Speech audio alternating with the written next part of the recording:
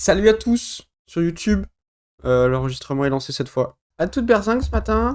Ce matin, ça va être sur le premier sur l'histoire de Tokyo et le deuxième sur Ho Chi Minh, Vietnam ou Saigon.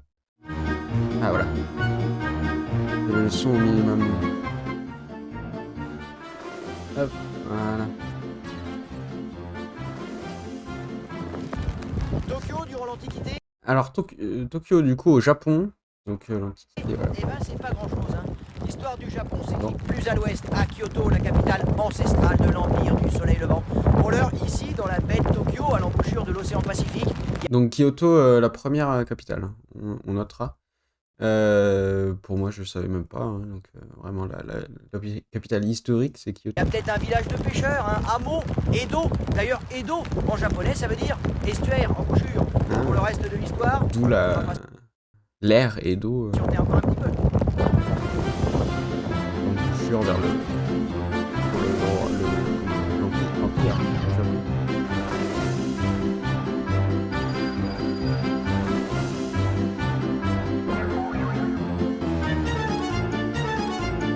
J'ai hâte de voir en vrai, cette émission parce que du coup, le Japon, il y a quand même une très forte partie contemporaine et c'est vraiment là que ça a pris son essor, quoi. Mais avant, je me demande ce qui reste, etc. Si on a un peu la même culture que les bâtiments historiques. On voit que oui, mais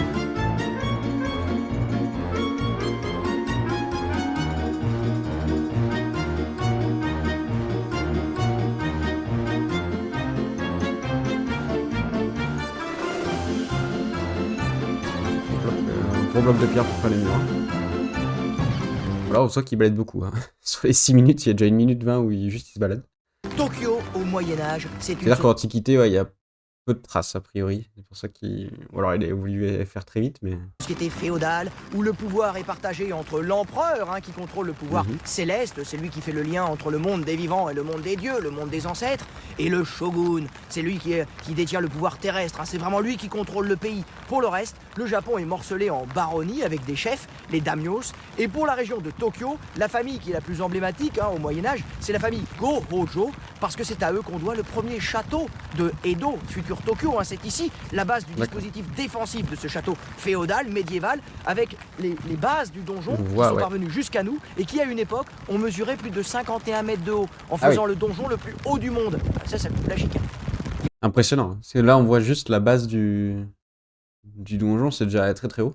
On voit qu'il y a un. Du coup, en Europe, on a des pierres beaucoup plus petites. Là, ils ont utilisé des pierres vraiment très larges pour faire ça. Et on a surtout un détail sur le coin ici qui montre l'aspect défensif du lieu, hein. On a vraiment en fait l'angle du coup qui est remonté pour le coin pour que s'il y a quelque chose qui tombe dessus, une roche ou un boulet de canon pour après, ça vienne vraiment en opposition avec la courbe, avec la trajectoire que ça peut avoir. Parce que si on est comme ça, le boulet il vient taper justement sur les coins, les bords de la pierre. Alors que là, le fait de le relever, c'est vient vraiment taper sur le coin ou sur la pierre en elle-même. C'est un petit détail comme ça, mais qui est vachement intéressant. Il en reste les bases en pierre, le reste, souvent, c'était en bois. Oui, évidemment.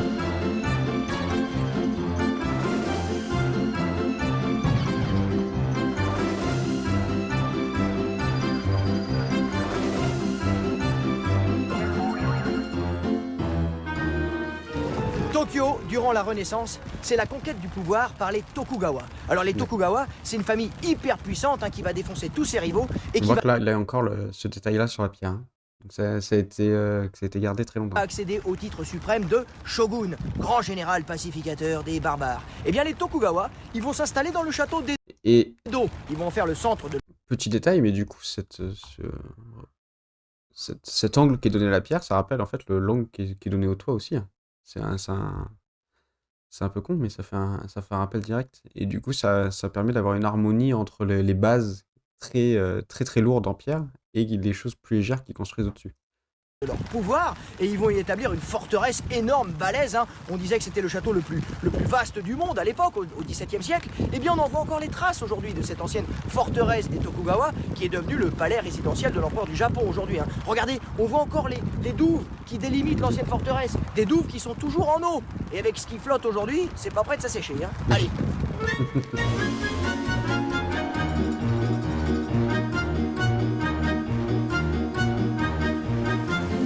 Tokyo à l'ère moderne, c'est Voilà. l'arrivée des Américains qui veulent forcer le pays à s'ouvrir au commerce et aux étrangers. Oui, parce que du coup, le Japon a longtemps été fermé à l'extérieur.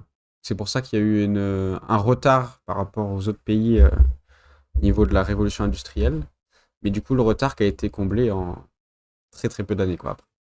Ce sont les fameux épisodes des bateaux à vapeur américains, les bateaux noirs qui faisaient peur aux Japonais. Pour eux, c'était comme des monstres sur la mer qui venaient les attaquer, les manger. Hein, eux qui cabotaient Un rappel qui a été fait dans Avatar, au moment où la tribu du feu vient, au tout début, vient chercher Aang dans la tribu du nord, du sud, du pôle sud, pardon. C'est vraiment le bateau noir avec la fumée noire qui vient avec une pluie de cendres qui est provoquée par la suie du bateau. encore en barque. Alors, à Edo, le dernier shogun Tokugawa va accepter l'arrivée des Américains. Mais Et ce qui est intéressant à dire, c'est que du coup, on a une révolution industrielle donc, qui est apportée par les Américains, mais il y a aussi la Chine qui est vraiment très proche, qui en fait, enfin, le Japon a longtemps été fermé en fait à tout le monde, même la Chine qui est vraiment très très proche. Ce qui fait que tout ce qui est la poudre, etc., est arrivé plus tard qu'ailleurs.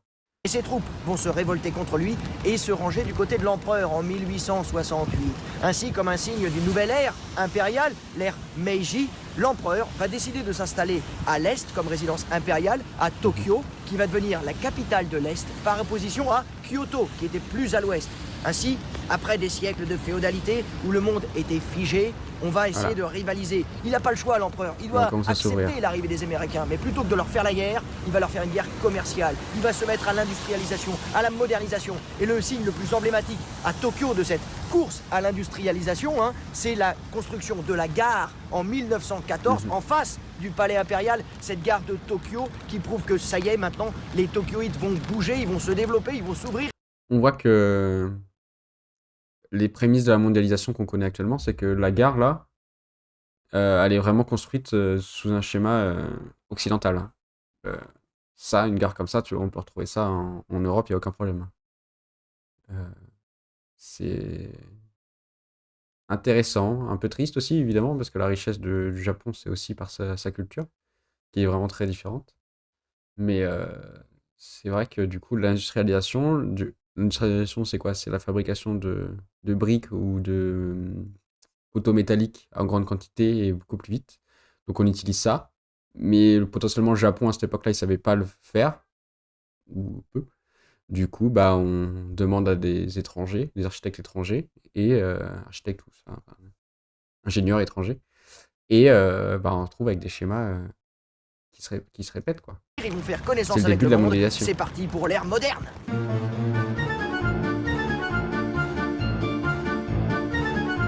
Alors, elle est pas belle la gare de Tokyo? Si, Eh oui, par contre, elle est depuis jolie. le retour de l'empereur au 19e siècle. Qu'est-ce qui... Là où il y a la différence par rapport à chez nous, entre guillemets, c'est sur les toits, du coup. Les toits ont été gardés plutôt traditionnels, avec le petit réau, là, dont je parlais tout à l'heure. Il y a du coup la coupole ici qui est un peu différente de ce qu'on pourrait trouver chez nous, je pense. Edo s'appelle maintenant Tokyo, hein, par opposition à l'ancienne capitale ancestrale Kyoto. Kyoto, l'ancienne capitale, Tokyo, nouvelle capitale de l'Est. Hein, au revoir l'ancien monde. Mhm.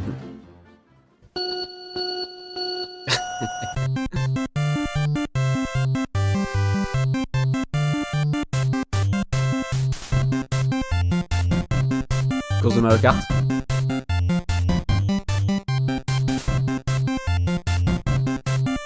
Et c'est là, du coup, c'est à partir de là que Tokyo a pris donc son essor et est devenu la capitale qu'on connaît. Hein. Parce que du coup, là, c'est arrivé tard, donc début 1900, c'est ça, un truc comme ça? Non, peut-être avant quand même. Je sais plus ce qu'il avait dit, bon, enfin, 19e. Et en 50 ans, ils sont devenus une capitale vraiment très, très, très moderne, etc., quoi.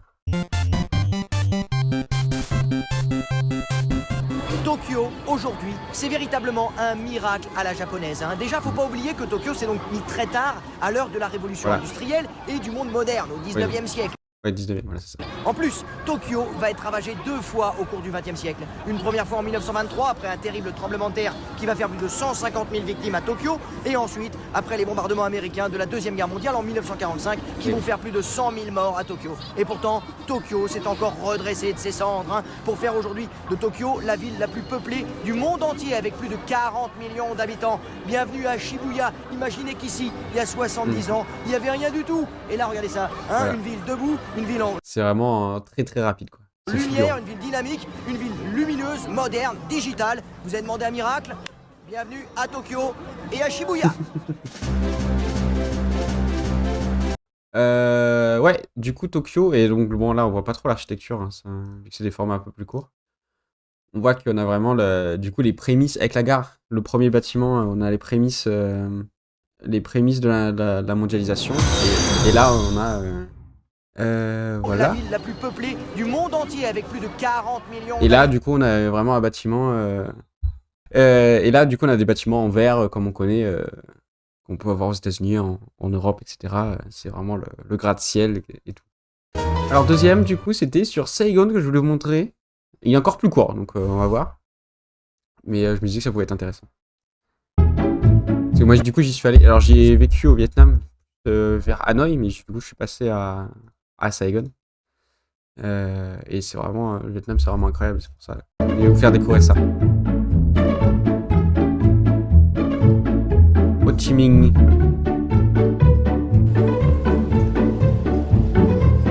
Saigon, Ho Chi Minh City, durant l'Antiquité, c'est une forêt immense qui borde le delta du Mekong. Alors aujourd'hui, à Ho Chi Minh, la forêt, il faut un peu se battre pour la retrouver, Ouais. tant la pression immobilière est forte pour cette ville active, cette ville incroyable.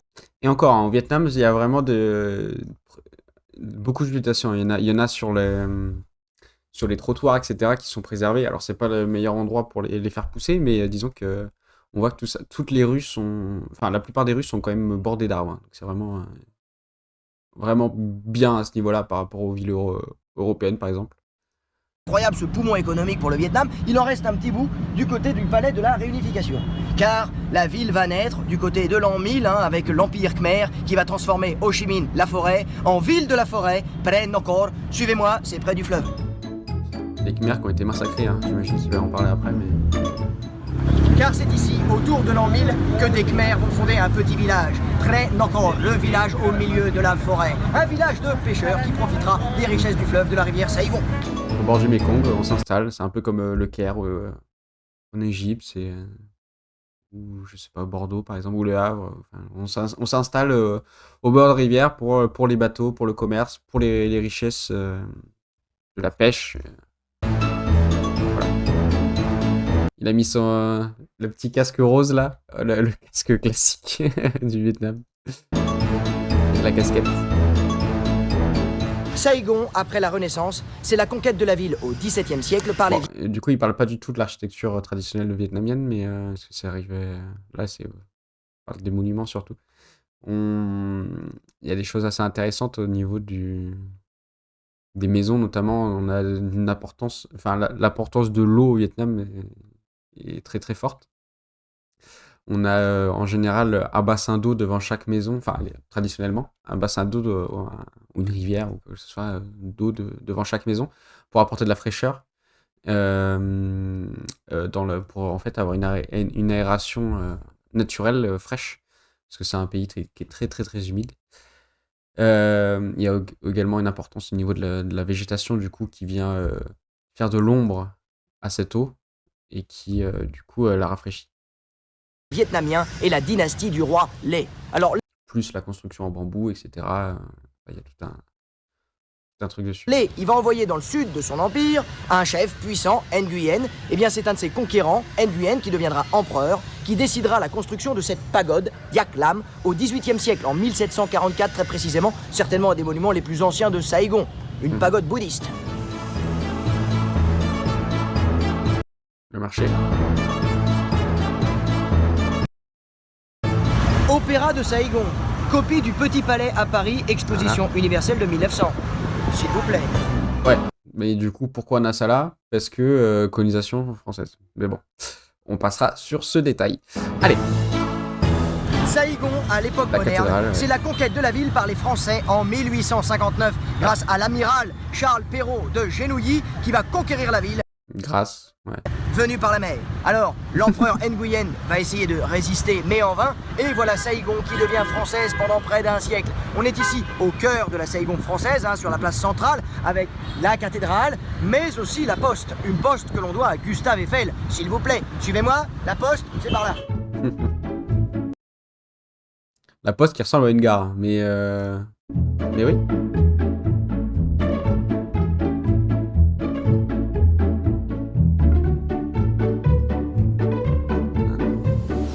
La Deuxième Guerre mondiale va être fatale Ça, à j'ai visité celui-là. Il est vraiment très intéressant. l'empire colonial français en Asie. Ainsi, après la guerre d'Indochine et la défaite de Dien Bien Phu en 1954, la France perd le Vietnam. Une fois libérés, les Vietnamiens vont se retrouver devant deux choix. Au nord, il y a ceux qui veulent devenir communistes, et il y a au sud, il y a ceux qui veulent rester indépendants. Voilà Influencé du coup par la Chine et au sud plutôt par les pays occidentaux, France, États-Unis. une véritable guerre civile qui va se déchaîner entre les Vietnamiens au nord et au sud, qui va d'ailleurs se transformer en véritable guerre du Vietnam, puisqu'en pleine guerre froide, au fond, c'est oui. l'URSS et les États-Unis qui s'affrontent au Vietnam. Et pour terminer tout ça, ce sont les communistes d'Ho Chi Minh qui gagnent la guerre quand le 30 avril 1975, Saïgon tombe, les chars d'Ho Chi Minh brisent les grilles du palais présidentiel qui revient, qui devient Des chars qui sont encore dans le jardin, enfin dans le parc du palais. Hein. alors le palais de la réunification sous une même bannière communiste, celle de la République socialiste du Vietnam. Voilà.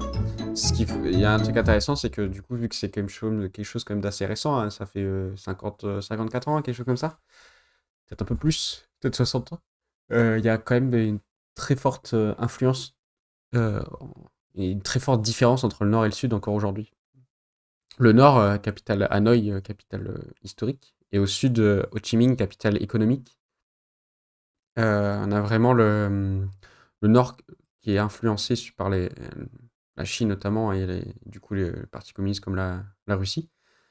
En fait, on a ce qui est drôle, c'est que ça se traduit également par l'architecture, mais aussi par la culture et la religion. Au nord, on a beaucoup plus de pagodes, etc. On a à Hanoï, on a une cathédrale, mais c'est une cathédrale catholique, mais c'est la seule.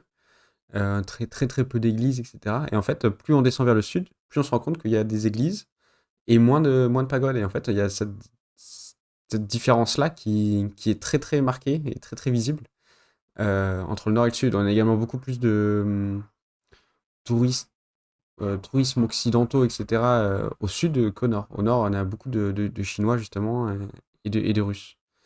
C'est une réalité, c'est assez intéressant. Le pays est comme ça, en fait, tout simplement. Mais c'est plutôt rigolo parce qu'on peut le voir vraiment. On s'en rend compte visuellement, quoi. Aujourd'hui, on va montrer Saïgon, Ho Chi Minh La tour Lotus. est devenue la ville la plus importante du Vietnam. Le Vietnam, poumon économique, moderne, industriel, démographique, de ce nouveau tigre d'Asie tourné vers l'avenir, vers la modernité. Et ça décoiffe. Qu'est-ce qui fait chaud? Ah bah, c'est humide.